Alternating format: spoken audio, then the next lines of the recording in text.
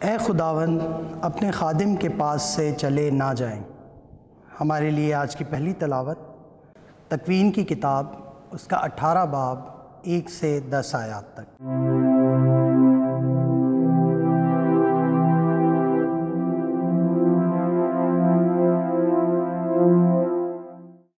ایک دن خداوند ممرے کے بلوتوں میں ابراہیم پر ظاہر ہوا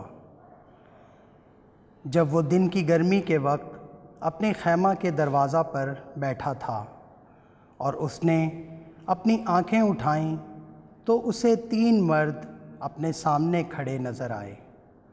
وہ انہیں دیکھ کر خیمہ کے دروازے سے ان سے ملنے کو دوڑا اور زمین تک اپنا سر جھکایا اور بولا کہ اے میرے آقا، اگر مجھ پر تیرے کرم کی نظر ہے تو اپنے خادم کے پاس سے چلے نہ جائیں کہ میں تھوڑا سا پانی لاتا ہوں اور آپ اپنے پاؤں دھو کر درخت کے نیچے آرام کریں، اور میں تھوڑی روٹی بنواتا ہوں، تازہ دم ہو کر آگے جائیں، کیونکہ آپ اسی لیے اپنے خادم کے ہاں آئے ہیں۔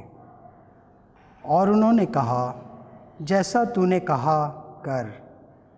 اور ابراہیم جلدی سے خیمہ میں سارہ کے پاس گیا اور کہا کہ جلدی سے 3 سا آٹا لے اور گوندھ کر پھلکے پکا۔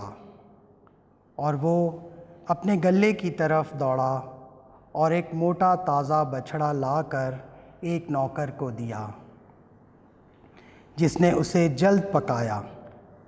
تب اس نے دہی اور دودھ اور اس بچھڑے کو جو اس نے پکوایا تھا لے کر ان کے سامنے رکھا، اور آپ ان کے پاس درخت کے نیچے کھڑا رہا۔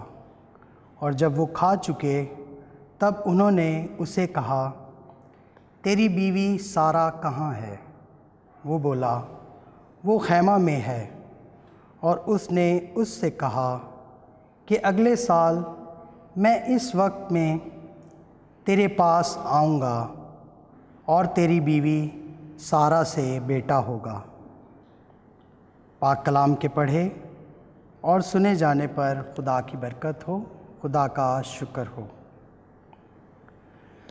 جماعتی جواب: اے خداوند تیرے خیمہ میں کون رہے گا؟ اے خداوند تیرے کوہ مقدس پر کون سکونت کرے گا؟ وہی جس کی روش بے عیب اور جس کا کام صداقت کا ہے، جو اپنے دل میں سچ سوچتا ہے اور اپنی زبان سے بہتان نہیں باندھتا۔ جماعتی جواب: اے خداوند تیرے خیمہ میں کون رہے گا؟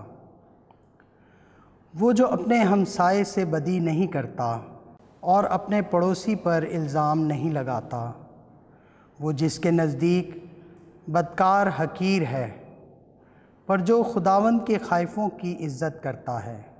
جماعتی جواب: اے خداوند تیرے خیمہ میں کون رہے گا؟ وہ جو اپنی نقدی سود پر نہیں دیتا اور معصوم کے خلاف رشوت نہیں لیتا، جو یہ کام کرتا ہے کبھی جنبش نہ کھائے گا۔ جماعتی جواب: اے خداوند تیرے خیمہ میں کون رہے گا؟ وہ بھید جو زمانوں سے پوشیدہ رہا ہے اب مقدسوں پر ظاہر کیا گیا ہے۔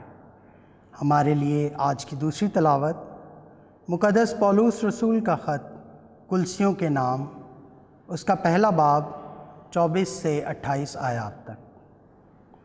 اے بھائیو، میں ان دکھوں کے سبب سے خوش ہوں جو تمہاری خاطر اٹھاتا ہوں، اور مسیح کی مصیبتوں کی کمی کو اپنے جسم میں اس کے بدن یعنی کلیسیا کی خاطر پورے کیے دیتا ہوں، جس کا میں خدا کی اس مختاری کے مطابق خادم بنا ہوں جو تمہارے واسطے میرے سپرد ہوئی ہے، تاکہ میں خدا کے کلام کی منادی پوری طرح کروں، یعنی اس بھید کی جو زمانوں اور پشتوں سے پوشیدہ رہا ہے، لیکن اب اس کے ان مقدسوں پر ظاہر ہوا ہے جن پر خدا نے ظاہر کرنا چاہا ہے کہ غیر قوموں کے لیے اس بھید کے جلال کی کیا ہی دولت ہے، اور یہ تم میں مسیح ہے جو جلال کی امید ہے۔ اسی کی منادی کر کے ہم ہر انسان کو نصیحت کرتے اور ہر انسان کو کمال دانائی سے تعلیم دیتے ہیں، تاکہ ہر انسان کو مسیح میں کامل کر کے پیش کریں۔ پاک کلام کے پڑھے اور سنے جانے پر خدا کی برکت ہو۔ خدا کا شکر ہو۔